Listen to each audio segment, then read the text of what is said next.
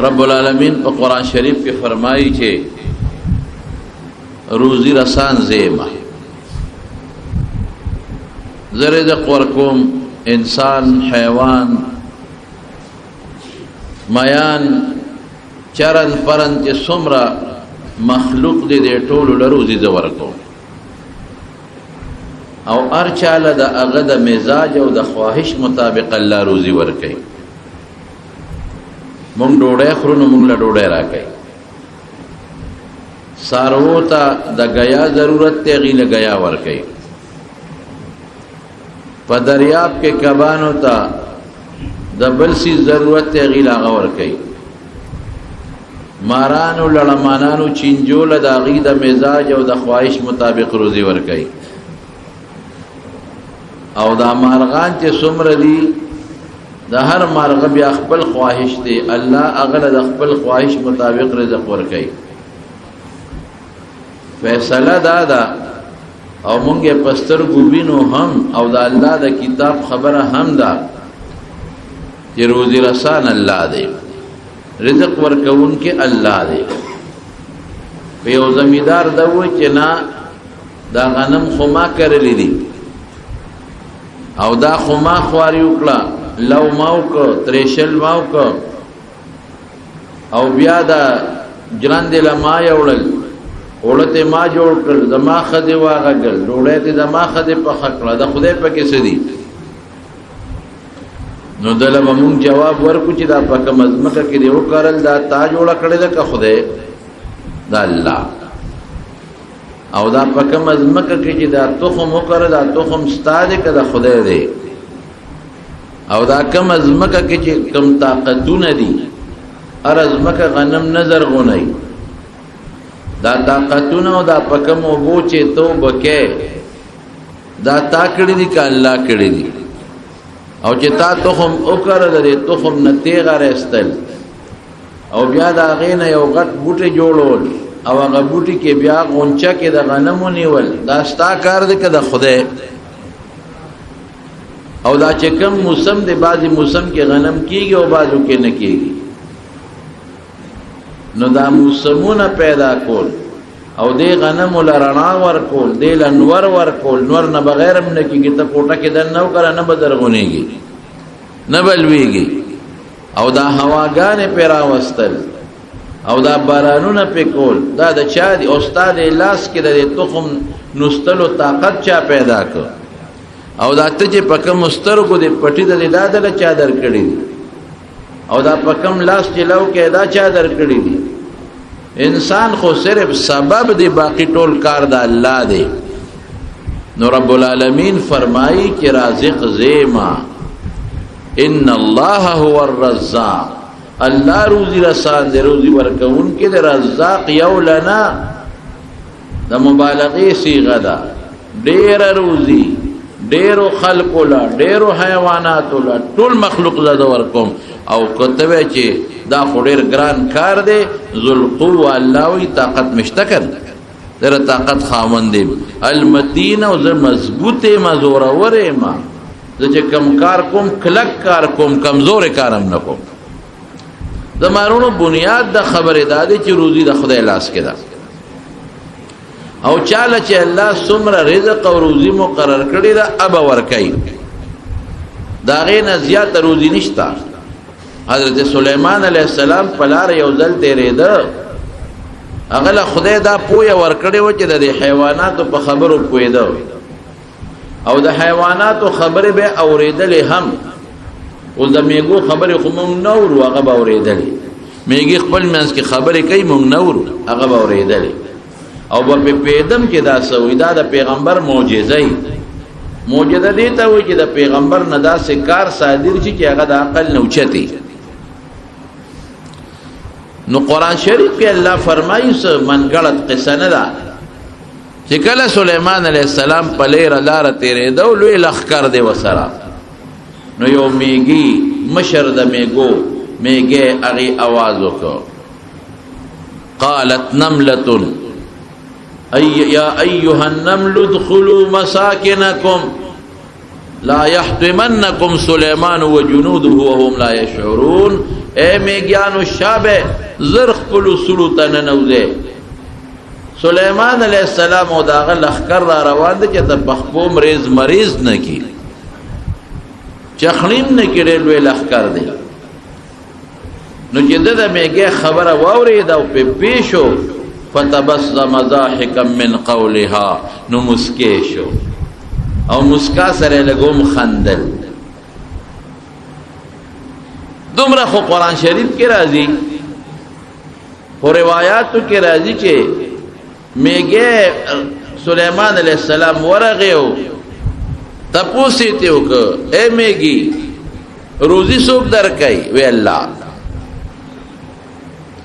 وی سونا روزی پکال کے خورے وی اوسو دانے دا غنمو تول کال کے میں اوسو دانے دا غنمو خوراک تے سلیمان علیہ السلام لخدای طاقت ورکڑو پیریان اتابیو دیوان اتابیو ہوے تابیوا شیطانانو باندې به کارونه کول شیطان باندې سوکار کول شي نو دغه میګه ته وی خوره غزستا امتحان ده نو یو ځکه بند کړهو هغه چې څومره دانی یاد کړي اقم ردانی وته غردول او هغه چې نور ځان له د قردونو شي یاد کړي اقه وته غردول چې ته کال کې به دومره خوراک کې دامه د تو غردو کال پس لګور چې کال پس حضرت سلیمان علیہ السلام میګه له ورغې نو هغه خوراک کې صفات مو ټول اخلاص کړي مو چې سی وته خو صفه کې باقی پاتې نو حضرت سلیمان علیہ السلام وتوی چې تا خوري رښتیا خبره کړي وا ځکه چې څومره روزي د کال تامات یاد کړي و ما غم درته کې خو دا او تا نه پکې بیا باقی پاتې شو نو اوه ز تا سره سمدد کولې شو مال الله په دې بر او بحر او چو پښنه په دواړو بادشاہي را کړل زما خدای حیوانات او پیریان او دا ټول مخلوق تابع کړي او په هوا د پاسه ګرځم الله دا مدد کړي دي نو وای میګه د تا سره سم مدد کولې شو هغه میګه وته سم نشي کولې نه ته وای کنه سوړه کول غواړي د لزو کنم ته ډیره په مشکله و باسي رزقی نو سلب غنمو پسی کرده تبیدل تکیدم سمدد د سره وکم میگه وی کولی شوی یو خد دو سیزون راکا یو عمر را لزیاد کو بل روزی را لزیاد کا یا سون عمر دی را زیاد کرا یو کال را لزیاد کزا او روزی را لزیاد کا یزا سمرا خورم چه کال که داغیر ڈبل خورم چه کال که داغیر تخو بکی دی خو قولی خوی نشم کنا جزه سمرا خورم چې کال کې داغه ډبل خورم داغه سل چند او خورم شل چند او خورم سلیمان علیہ السلام حق حیران ودا دواړه می په وس کې نه دي جون د خدای په وس کې دي عمر د خدای په وس کې دي عمر زیاتې دل دا د انسان کار نه دی دا د چا کار دی دا د الله کار دی دا د ما په وس کې نه دی او رزقم زما په وس کې نه دی چې څومره د خدای مقرر کړی د اقمر روزي اقمر رزق بخوري زیاته نشي خوړی یو سړی یو روټه خوري دی به هم دقه نوړی روټه بخوري دا غي ډوړی نه زیاته دی نشي خوړی د سل ډوړی کېده د مالدار سړی سل وته کېده یو سړی یو کیلو جنس خوري دی به هم دقه کیلو خوري ته ورته 10 کیلو کې د پاتې بشي دی نشي خوړی نو روزي چې خدای سونه مقرر کړی دا هغه به هغه کې پټې نه زیاتېږي رضا او عمر چې خدای سونه مقرر کړی دی ابي میګه ګوره میګه ورته سونه خپل خبره وکړه کما ته ویلې ما به یاره او د سلول بنگلې خو جوړې کړ کما ته ویلې و یاره په دې شپږ موټرې خورالوان یاره مال خودونه شی دونه زمکه دونه نه نه نه میګه پویدا کده ته روزي او غوالم سليمان عليه السلام ته خو خړې بسونه خرم بسونه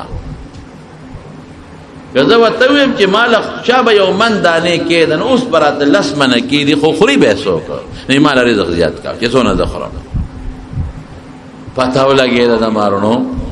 چې روزي دا د رب العالمین په لاس کې ده. ان الله هو الرزاق او ان الله یبسط الرزق لمن یشاء ویقدر. دا روزی زیاتول او کمول دا د الله په لاس کې. چاله خدای روزی فراخه کی او چاله خدای پاک روزی تنگ کی. د فراخه او د تنگېدو مختلف معنی دي. یو معنا د فراخه د روزه خدا ده چې مالداری کی، او تنگول یو معنا خدا ده چې غریبی کی، او د فراخه یو معنا دا ده چې سړی خدای جوړ کې ډیر او خوري، او د تنگې معنی بدا ده چې او سړی خدای پاک نه جوړه کی روزي وسره ډیر ده خدای کم او خوري. نو روزي فراخه کون کې روزي ورکون کې د خدای کار. یو ډیر لوی سړی د شیخ کردی، هغه شیخ کردی دی وی چې ډیر لوی بزرگ دی، عالم دی. وی یو زمانه کې مونږ غلا کولا،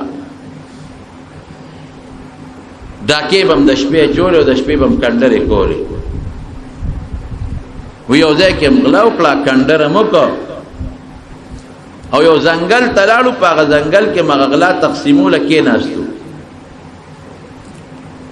وی چې کېناستو هغه غلا مونږ تقسیمو. وی یو د کجوري بوټی دی، هغه بوټي ته مې نظر شو. یو قارغه براته او د دې کجوري د بوټي نه به یو کجوره رو شو کوله، او چې څنګه به کجوره رو شو کوله نو په دې مخوکه به ولا زور ورکا ډوکی به ته وستو، او بیا به دا کجوره په خلو کې اوچته کړو پر به کوله، او د کجوري په دې ډټ کې به دا کجوري د مغز ورغورځاو. بیا دوباره رااله بل کجوره به شو کوله، او په مخوکه به زور ورکاډو کې به ته وستو، او بیا به وزرې والی اوچته بشوا دا قارغه، او د کجوري پاتنه کې به دا مغز ورغورځاو. بدا چلکو کجوره شو کوي اډو کې ته وباسي او د بره نه پدې تنک پدې میانس کې ورغورځي. دا شیخ کردی وای چې زما زړه کې دا راغله چې د دې قارغه بچی دی پدې کجوره کې، ځکه دا کجوره چې دی ولا اډو کې وباسي او بره غورځي. نو دینه معلومیږي چې د دې دلته بچی دی او دا د خپل بچو له دا روزي ورکي، دا رزق ولا ورکي. خو په دې سوچ کې ما په دې فکر کې ما چې دا بچو باندې کینی ولې نه دا لری دی نه وته ولې ورغورځي. وی سودا مې شو چې راشه د قارغه دا بچی وینه، د دې قارغه دا بچی چې د جالې نه راوځي کنه، نو په د باندې نه دا تک سپینی، نو دا مور ته ویریږي او تختی. نو دا مور د قارغه له چې رزق ورکی د لری دی نه ورکی یریږي ته، نو چې روستو په تورې باندې را زرغونی شنو بیا راشي وسره کېږي.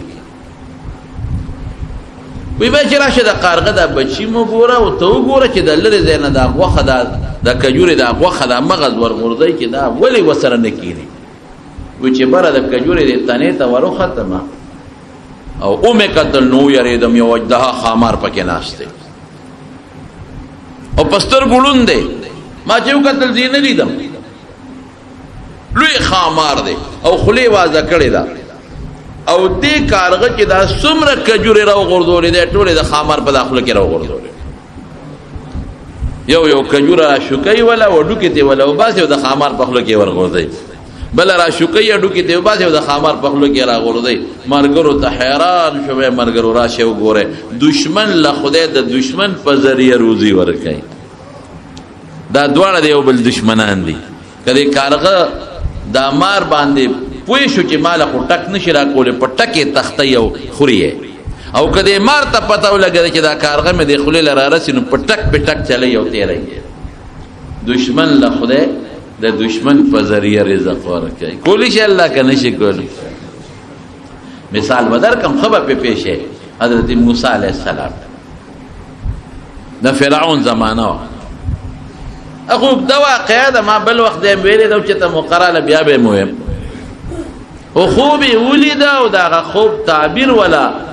مرګرو دا ورک چې په بنی اسرائیل کې به یو ولک پیدا کیږي او ابستانه بادشاہي اخلي. سوکم نو مشوره دا ورکړه چې بنی اسرائیل ذالک پیدا دي کنه نه پیدا نه پیدا نو دا مشوره ولا ورکړه چې زبس بنی اسرائیل چې څومره دی خو زمو خدمت کوي نو الکانې وجنه چې څومره پیدا کیږي وجنه بس اړو پیدا به شي که پیدا شو مړ بشي نو چې څومره بنی اسرائیل کې الکان به پیدا کېدل نو دی به وجل بیا وته خپل وزیرانو وی چې دا الکان مونږ وجنو علالویه نو زمون خدمت پسوک کوي دا ځوانانو بوډاګان خو بمړ شي نو زمون رستو خدمتونه بسوک کوي په دې خو مونږ د پټو خدمت کوو روزګار په کوو د ټټو خدمت په کوو د لارو د صفای خدمت په کوو وی خدا سي کوي چې یو کال کم ماشومان پیدا کیږي هغه وجنه او بل کال کې چې پیدا کیږي مو وجنه نو کم کال چې نه وجلو نو باقي کې د موسی عليه السلام رور هارون عليه السلام پیدا شو او کم کال چې دا وجلو باقي کې الله موسی عليه السلام پیدا اوهو د موسی عليه السلام مور چې دې څنګه پیدا شو نو دا جاسوسان بغردل په لارو کوسو کې هغه به اطلاع ورکولا او فرعون وی ک چا اطلاع را نکلو د تپته و سرمن بداغو باسم اطلاع رسیدله فورا چې دې کور کې ماشوم پیدا شوی دی سړی را دن شو د موسی علیہ السلام مور سره خو ماشوم دی حضرت موسی علیہ السلام بچی دی الله پاک بادشاہ دی دغه لک سات کې خدای د موسی علیہ السلام د مور عقل لرکو بالکل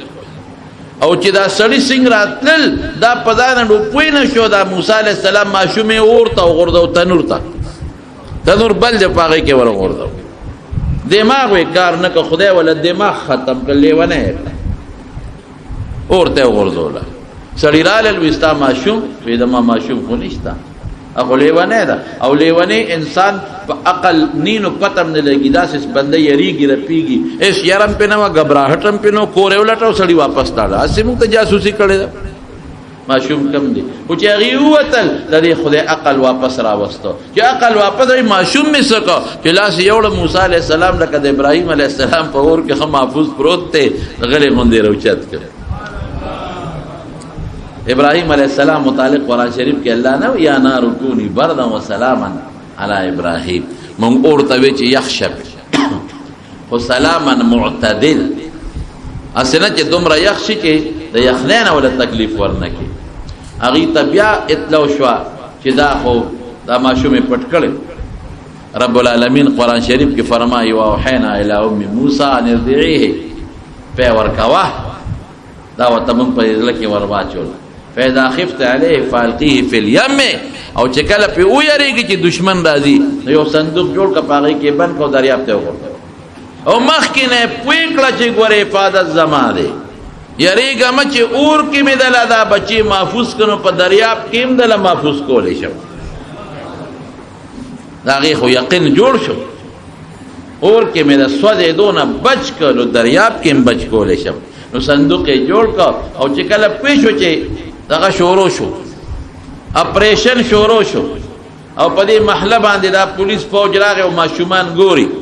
بده دا موسی علیہ السلام په صندوق کې بند کا او دریاب ته ورغورځو صندوق او قرآن شریف کې الله تعالی فرمایي د موسی علیہ السلام خورته وي بچي ته په دې غاړه وسره ځه چې دا ماشوم بکم فاضي صندوق کې واچو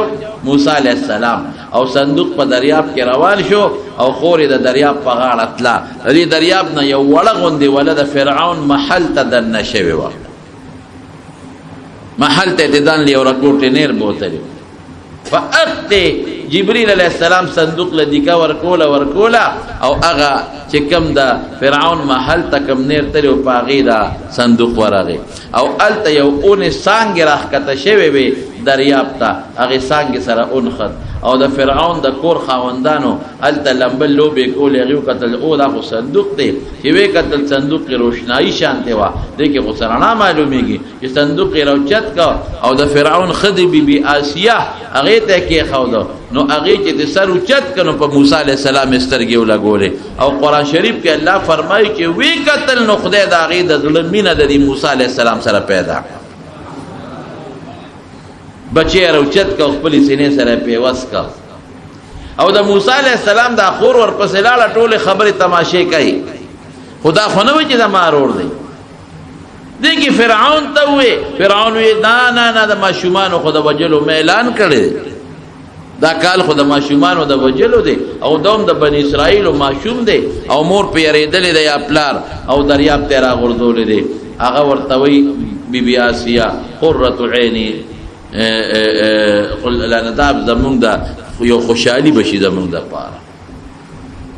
مه کوه دا څونه ښکلی ماشوم څومره ښایسته ماشوم زما اړه ورسره خورېږي پام کوه ګورې دا مړ نه کې فرعون هم ورسره خدای مینه پیدا کړه او په دې پوه شو چې دا یو ماشوم دی موږ به ځان سره لوی کړو نو چې موږ یې لوی کړو خو زموږ بچی به نو موږ له به څه بادشاهي والي پی نه اخېستل به نه اخېستل ښځې وله راغوښتلې چې کومو ښځو بچي خو د دنیا د ښځو بچي شوي او فرعون وجلي وو هغې چې چا به سینې ته اچولې د پی نه اخېستل دا خور یې ورته وایي د موسی علیه السلام خور یاره زمونږ په کندي کې یو ښځه ده او ډېره نیکه ښځه ده او چې کوم ماشوم غېږ ته اچوي نو هغه پی اخلي خواږه پی دی دله یې رانولم دا نه و چې دا خو زما رور دی او مور دله راولم وی راوله که نه نو مور پسې په منډه راله اله بېبې شابه ماشوم رور مې جاړې و د چا سینه نه دي او ته مې ورته ښولې چې زمونږ کندي کې یو ښځه ده خواږه پی دي او هر ماشوم چې سینې ته اچوي نو خوري نو له په منډه لاړه نو چې څنګه وله لاړه او موسی علیه السلام یې سینې ته واچوه خو یې خپله مور پی واخېستل قلارم شو پی الله وایي ګوره داسې چل مې سره وکړه چې همغه خپل بچی مې درته واپس غېږې له راوستم بچ میم که غېږې له مې د خپل بچی واپس راموسته او تنخواه م وله مقرر کړه چې دا زمونږ بچی دی پی ورکوه څونه تنخواه بالې وي دونه بالم زه تنخواه م در کوم جامې م در کوم او د موسی علیه السلام د مور او د کور ډېر لوی عزت شروع شو ولې وی د فرعون بچي له پی ورکوي د فرعون بچي له پی ورکوي رور هغه به په پروټوکول کې ګرځېده خلقو به قدر کو د هغې د مخه د هغې د قوم به خلقو قدر کو فرعون به وکره راته ما ته خپل بچی وښایه او کله به وی راشه بچی ځان سره راوله چې مونږ یې ووینو نو دا به لاړه شاهي محل ته خپل ماشوم به یې بوته موسی علیه السلام خدای پاک عجیبه ذات دی چې بچ کوي نو بچکولی شي که نه جواب راکړه چې روزي ورکوي د دشمن په کور کې ورکوي که نه ورکوي د دشمن کور کې پاللی کېږي د دشمن خو خيار ماشوم دی نو یو ځل د فرعون په غېږ کې ناستو نو چې غېږ کې ناستو د فرعون دا ګیرې ونیوله او یو شق یې وله لاندې ورکړ بس هغه ښځې ته وی راشه که نه همغه دی چې زه ترې یېرېدمه او ته به یې مونږ لوی که راشه وګوره ماشوم دی بې وقوفه ماشومان خو د هر چا نه ګیره نیسي چا نه سر نیسي په چا چکونه لګي نه نه نه نه نه نه دی خو ستا سرونه نیوه او زما ګیره نیسي دا همغه دی خیر ته ویارېد فیصله یې په دې وکړه چې داسې کوو چې ته به دې پوهېږي او زه یم نه پوهېږي ښځه ورته وایي نه پوهېږي ماشوم دی هغه وایي پوهېږي په قصې دیکه راکړه وی داسې به وکړم فرعون وایي چې ورشه سره لالونه راوړئ یو پلیټ کې ورته کېښودی او بل کسرې سکروټ کې راوړې په پلیټ کې ورته کېښودی اوس به وګورو چې دی لاس کم خوړي که لاس لالونه راوړي نو دا پوهېږي بیا قصدن زما ګیره نیولې د همغه ماشوم دی چې زمونږ بادشاهي به اخلي او که نه لاس یې د سکروټ پوله یوړه نو بیا به نه پوهېږي نو چې موسی علیه السلام ته یې کېښودل ماشوم خو هر شي له لاس وړي نو لاس یې نیغ لالونو راوړه نو جبریل علیه السلام وله لاس ونیو هغه سکرول یې وله یوړه یو د مرګه بچ شي یو دو پښتانه وي چې د ډانګ د پړانګ مخې له راشي نو کم خوا به منډه وی ډانګ لکه نو د مرګ او د سکارو مسله پکې رااله. نو د سکاره خدي کې معمولی غوندې ګوته مته اوس ودي خیر دی خو چې د مرګ بچ شي. قرآن شریف کې الله فرمایي بچ مم ک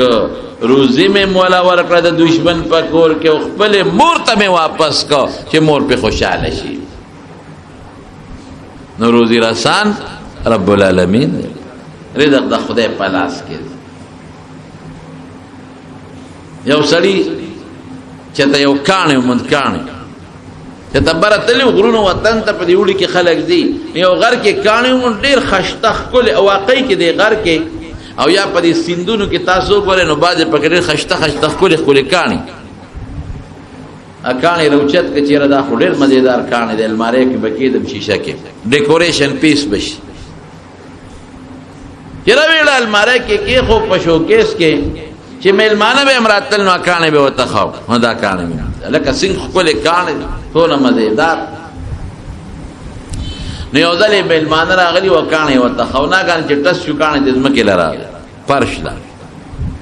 چې راغی پریشانه خو شو چې خدایه کاڼی ځمکې له لاړ مات شو ډکرې شو خو چې کاڼي ته یې وکتل نو د کاڼي د مین نه چینجي راووته کاڼي د من نه ګوره په کاڼي کې دننه روزي رسان څوک الله. یو ملګري خبره کوله چې یو ملګري په کوټه کې اوسېده پاتې کېده نو د د لاهور د کوټې نه راته لاهور ته په هوایي جهاز کې نو چې څنګه ایرپورټ ته لاړ او جهاز کې دی کېناستېده نو د ماشومان نینې وله د پلار راواغېسته دا ماشومان خو روانکار یې هغه نینې به یې خوړې مو داسې به یې بره ویشتې راویشتې ناګهانه یو نینې دی پوزې ته لاړه چې پوزې ته لاړه چې ګوتې ور دننه کړې هغه نوره بره شوه چې دوی لټوله نوره بره شوه ماشوم چغې کړې خدای اوس څوک جس خو ته یې سارېدی نه شي خو د پلار یې دی مور ته وایي چې داسې کار دی چې دی اوس مونږ هسپتال ته بوځو ډاکټر لا په دې څونه وخت لګي نو دونه ساعت کې دا جز لاهور ته رسي نو خو نیمه ګنټه کې رسي اوس به مونږ ځو ایرپورټ نه په هسپتال ته بیا نو بس نیمه ګنټه کې لاهور ته رسي بس لاهور کې به هسپتال ته فوري بوځو دا دانه به تېرو بس ماشوم یې څه قلار را قلار که او چې څنګه وی په لاهور ایرپورټ کوز شو او تلو هسپتال ته لار کې مخپله بنګله د خپل کور دی نو هلته مو سامان کېښو چې د اورېږه د کور کې دا سامان کېدو او هسپتال ته دا ماشوم ورسو چې دا دانه ترې وباسي او کور ته وردننه شو څنګه سامان هم کېښوده نو دې ماشوم انټوشې وکړو خو چې انټوشې وکړو نو هغه نینه تې لاندې په ځمکه پرېوته او چې پرېوته نو یو چرګې رامنډه کړه هغه نینې اوچته کړه او په خوله کې یې واچولو تېری کړه ما وی ګوره د کوټې نه رب العالمین د دې چرګې دپاره دا نینه مقرر کړی و چې دا به دا چرګه خوري او نینه په کوټه کې وه نو خدای والا د ماشوم په پوزه کې راورسوله کوم رزق چې د انسان دپاره مقرر وي کوم رزق قسم په خدای حقه روزي رزق به وله خدای ورکوي زما خپله چې شمدید واقعه درته وویل یو ځل زمونږ دا غټ پول چې دی دا غټ پول د دې نه د خرې ریړه ټرک وواله او لاندې پرېوته موږ خوا د بیټک مخې ته ناست یو ډخ شو خلکو یې هو هغه د اکسیډنټ وشو موږ هم رامنډې کړې چې رامنډې هم کړې اوس د خرې ریړه ده خره پکې ده مخکې او ټرک والې و او نیغې په دې جنګلو د پاسه دې کندې ته لاندې دې اوبو ته راوغورځوله سړی ته خدای بچ کړ خلکو سړی کته سړی خوا ولاړ وي زه خدای بچ کړم چې ما هغه دغه ته وکتل خرې ریړې ته د هغې پلونه ماتو دا پلونه یې ماتو او خره په اوبو کې ولاړه وه او بیس کړې مزېدار اوبو کې ولاړه ده او بس کې دنیا دې په تماشه شوه او خلک په سوچ کې پرېوتل او بې وقوفې ته لګې لاندې او بس کې یعنی الله بادشاه هغې له دغه وخت اوبه مقرر کړې او د اوبو منځ یې والا مقرر کړې نو یو سړي راته بیا عجیبه قصه وکړه دا بیان مې یو ځای کې وکړ یو سړي راته قصه وکړه وایي چې ده راته خپل چشم دید وویل وایي په موټر کې روان وم ډرایور چې دی نو هغه ستړی دی ټوله ورځ یې مزل کړی دی ټالی وایي نو ډرایور ته مې وی چې لکه دا سکار دی چې یو هوټل سره ودرېږه چې پیاله چای مسکو تبم په دې مخلاص وبو چې سه نه چې اکسیډنټ ولې وی ښا وی دې درمیان کې د موټر وې دی کې او جال چې تبشلېدل او سپیرا داس چې زمونږ دی گاډي وو داسې مضبوط درځي او داسې مضبوطه چې موږ سپې خو مړ دی او گاډي به سونه خراب کړي خو دې ډرایور گاډي قابو کو مالک او درو گاډي زبس وی چې شو نو کو درو نو سپې روان یو تقریبا 200 کیلومتر مزل چې مو او کون هوټل راغی مې ودرې کدي هوټل ته خوب درځي زم کم وخت سپې خو دې و چې د مونږ و نړۍ و چې ال ته هوټل سره سین ودرې دو او مونږ د گاډي نه کوس شو ګورو چې کم ځای گاډي لګېدلې ده او سپیواله ده چې سین کوس شو کتو ناغه سپې د گاډي بمپر کې نخته او چې ودرې گاډي منډه کړې او چې منډه کړې دا هوټل کې چې کوم کچرا خوراک مراک پروتي پاغون خطا غي خوراک شوړو اوه خدایا د دې سپیډ پلان دی وخت کې ال رزق مقهر نو خدای په وی آی پی موټر کې ولا راورسو رونو دلیل بنوایو دا خدای خبره به منو کډیر دلایل مو وایو نو دا خدای خبره به منو او الله سوی وما من دابه فی الارض الا علی الله رزقها چې څومره مخلوق دې د ټول رزق زور کو د دې روزي ز پیدا کو روزي رسانه دې رزق د خدای په لاس کې دی روزي رسان الله دی او چې څومره د خدای مقرر کړی دا عقب خوري دا غي نه زیاته نشي خوړې کته ته 15 منه اول سو روډه کی او 2 منه چرګان درته کی او یو من در سره کبانم کی او مختلف سيزونه او چې کم شی مقرر دی هغه بخوري والله کدا غي نه زیاته خوړې دا غستا د پاره مقرر او نبی کریم صلی الله علیه وسلم فرمای د حضور پاک مبارک حدیث ته رسول الله مبارک فرمای ها چې بلکې قرآن شریف آیت برته ویم الا ان نفسا لن تموت حتى تستكمل رزقها چې کوم نفس لکم شیل سون روزي مقرر ده الا بامرکه غوخري یو نوړې روزي په مخدز مکه پاتې نه بمري الا بمري چې خپل نوړې روزي وکړي او خدای پاک داسم کولی شي چې ستاده خلې لره ورسي خدا سي کینا دنیا د اسباب وزیر تعالی لاس پیدا کړی چې منډه ترړه بوي او ځان لبیرا پیدا کې غن داسم کولی شي او دا غي مثال مورا یو سړیو هغه چې در مولا صاحب نه دغه تقریر وره چې روزي رسان خدای وی خدای چې د خلیل د را لنی را دن نکړي کړه چې شخوان بام پیونه وا نو خدای کولی چې کو داس الله کوي نه کنه نو اوس کور ناشته او لوګه پیرور وراله لکه سوچ کوي چې دلته خو اوږي شمه خېټه بدل کوي دا بچي به خامخا راځي وای چې خور مجبورې به نو راشه بارو ده دا دریاب په غاړه بار یو جونګړه وا هغه کې ډیر شو او په دغه سوچ چې خدای دې خلیل دې نه وروړي نه بخره چې تاسو مر چې غل دي نو هغه غلا کړي وا چې غلا کړي وا شپه دا او پزول شو باران شو دیرال چې دا غلا تقسیمو چې وې کتل جونګړه د پاغه جونګړه کې وردن نشو چې باران نزان بچ چې جونګړه کې وردن نشو چې وې کتل سړی پکې اوس پروت دی خدای پاک دا سړی څوک دی چې شونټه و تبل کړو سړی پروت دی غریب داسې دی چې بس د کار اوته دی اوس دا سورہ دی ډوډۍ نشتا نو بس کې نه ډوډۍ خوري ا دغلو هغه بچاغه مرګرو ته و چې دا سړی خدا سي دلته چې نا جوړه دی یار څه چل چې دی مري او که سبا چې ته مونږ پغلا کیونه وی شنو دابم په مونږ تینې چې دام جوړتا سو وجلې دی خدای بنده دی ولګه ډوډۍ ولا ورکو ته ډوډۍ ورکړه چې لکه ډوډۍ خورا ډوډۍ کوم دی اخو چې خلیله به خدای را راسه اخره کې ادغلو هغه سردار وای چې دا سړی یخنی شوی دا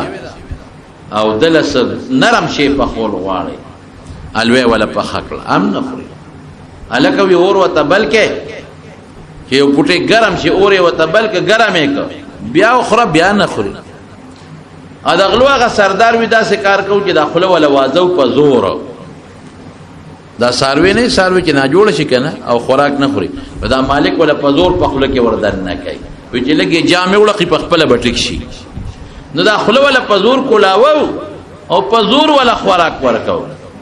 کلهګیم جامې وګرځې دي بیا په خپل خوري خدای اوس خلص ان کولو کو نه چړې ته ګوتې کړې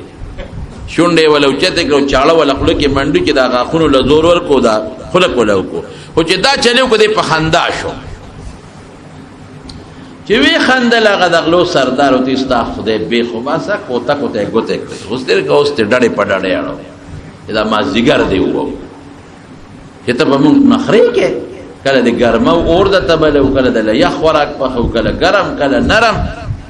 او په مونږ پورې خنداګانې کې په ټیک ټاک یو نه غوري ورګه چې اوس ته برابر هغه ته په قلار کې نه ما خدای سره دا وعده کړی و چې خدای ترسو دې خلیل دې نه وړ شوان بام په نوامه نو ځکه مې نه خوړه او اوس خندار علی کمال خندان نه راغلی کنه نو تاسو دا انوړې د ما په داخله کې را منډل زمارونو یقیني خبره ده زه خو به پټیو کرم دا مرغه خو پټی نه کړي زه خو به دکان کې کینم کارخانه کې به کینم دفتر کې به کینم دا لبه پیسې شی وبو غټم نو دا ساروی په کم دفتر کې ناشتي د دوی کم د ټلیفون ته ناشتي دا د دوی دا کم ساروی پاکستان دا هیلث سیکریټری دی یا د تعلیم ډایرکټر جنرال دی روزي خدای ورکړي روزي رسان الله دی او چې څومره مقرر کړي دا اوس موږ له لګه مقرر کړي دا بشیر جان لډېرا نو موږ سره ولې بوغوزو دا کلمه ویل کله کما خورا دی وې دا کما ولې خورم چې خدای راکې نو ولې خورم چې څومره راکې هغه مر به خورم خو یو شی پکې شته ګوره ښا هارون الرشید بادشاہ له یو پادری عیسائی پادری راغی نو هارون الرشید بادشاہ ته عیسائی پادری وای وی بادشاہ سلام استاسو قرآن کې تاسو وای چې ارسشتا وی او بالکل زمون قرآن کې ارسشتا نو وی د طب او د عیسائی پادری طبيب او حکیم د دې طب او د ډاکټرس اصول پکشتاو کې نشته دار تاو خایا تاسو په قرآن کې هارون الرشید بادشاہ یو عالم راغو وی دا عیسائی پادری دی او حکیم هم دی او دی وی چې ما ته په خپل قرآن کې د طب او د ډاکټرې اصول خایا مولانا سے وہ تو اشتہ کنه وی سدی وی قرآن شریف کې الله فرمایي چې کلوا واشربوا ولا تسرفوا خوراکم کوي سکاکم کوي خو ډیر نه لګ کوي او دا حقیقت ته ماته یو ډاکټر په خپل وی یو ډاکټر لته ما نو ماته مولانا سے چې څومره خوراک خوري په یو ځل مخرا لګ خورا سار لګو خورا بیا خیر 9 بجې بیا خورا یو 10 بجې بیا خورا 3 بجې بیا خورا مازیګر بیا خورا دروازې 15 د لو شپږ د لا تقسیم کدا خوراک خو په یو ځل معده مډه کوا خېټه مډه کوا لګا خورا دارنګ یو بل لګي اسکا په یو ځل ډېر جاته مسکا ناغه حکیم وتوی عیسائی وی قسم دی چې تاسو قرآن کم اصول خولې دي او په دې اصول یو انسان عمل وکي نو د اس قسمه طب تو علاج تو ډاکټر ته ضرورت نه راځي مبشر جانا ګورې دا یو ټکی پکې واورا په یو ځل بډې نه خوري لګا بخوري لګا او بیا وتاغه حکیم وی تاسو پیغمبر د طب متعلق څه ویلي دي وی د مونږ پیغمبر علیه السلام د طب متعلق دوه خبرې کړې دي یو دا چې المعده حوض البدن د انسان د معده د بدن ټینکه د ټینکه حوض به خلک صفا ساتي کې بنه ساتي معده به صفا ساتي حوض ته خلک پاکي او ورچي پلیت ګنده ورته نه چي مېدی ته پاک او صفا خوراک ورچي حوض بډیر ذات نه ډکه ونشليږي غاړه ونشليږي او به ته توی نشي معده بډیر نه ډکه او د دې حوض نه نلکی خوري شوی دی غیر چا پیر حوض پاکي نلکو کې بس صفو بزي نو چې معده پاکي نو پرګونو کې بس صفا خوراک روانه او زمون پیغمبر یو دویمه خبره هم کړې ده هغه دا الوقایه خیر چې د علاج نه پرهیز بهتر شی دی واقعي کې یو سړی د بلډ پریشر بیماری او دې دروازه لس ګولې سار او لس مقام خوري خو د مال کې او د غوړو نه پرهیز نه کوي دې به ټیک شي چرېم د شوګر بیمار دی او دې خد شوګر ګولې خوري خپل ته کې لګیا دی خد ترسکونم خوري او غوزیالم خوري او غوړم خوري او ما خواګم خوري کوم ځای جوړيږي او کده صرف او صرف پرهیز او داریو نه خور نه بیا جوړيږي یاره وستاسو پیغمبرم چې د طب متعلق اصول خو لري چې په دې اصول چې عمل وکاو د لکم سیز نه دی مناسب او دا غیر پرهیز وکاو څوک بچرم نه جوړل شي نو دوه خبرې شوي یو دا چې روزي د الله په لاس کې ده او چې څومره چاله مقرر کړی دا په کوم ځای کې ولا مقرر کړی دا اقا روزي بخوري هغه نه زیاته نشي خوړی او دویم دا چې پرهیز خوړلو کې او بو خوړلو کې اسراف بنه کې زیاته بنه خوري د ډېرو قیمت شی به نه خوري که خوري کله کله به خوري همیشه به نه خوري اسرافونه په خوراک کې به نه کې او پسکاک کې به نه کې نو صحت به دې مخي په سنت او به عمل او لوی خبره په سنت او عمل دا غوري چې الله خوشاله شي د الله رسول خوشاله شي نو خوراک کم او دا یقین ساتل چې روزي رسان خدای دی رزق به خدای راکړي دا خدای اسباب ول دکان بکې دا خو اسباب دي زمکه بکاري نوکری بکې مزدوری بکې خو یقین به پدې نه ساتي چې دا روزي پدې کې دا یقین به 50 ساتي دا غي فائدہ بسي چې دا مانځه وخت شنو دکان به باندې به ما په دکان یقین نه توري خپل مانځه لګم دا مانځه ټیم دی خپل وخت دا یو سلو رکعات مخ کې نفل کو بیا خپل فرض مونږ کا بس او کچرته د مور ضرورت شو د پلار ضرورت شو هغه لمنډوي بندوي دکان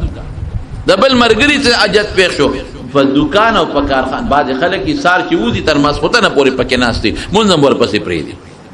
د یار دوست ملاقات مور پسې پری دي د مور پلار خدمت مور پسې پری دي غم خادم مور پسې پری دي ولی چې دکانداری خرابېږي چې کارخانه نو یقین پدې مساته دا د رزق مور نه دا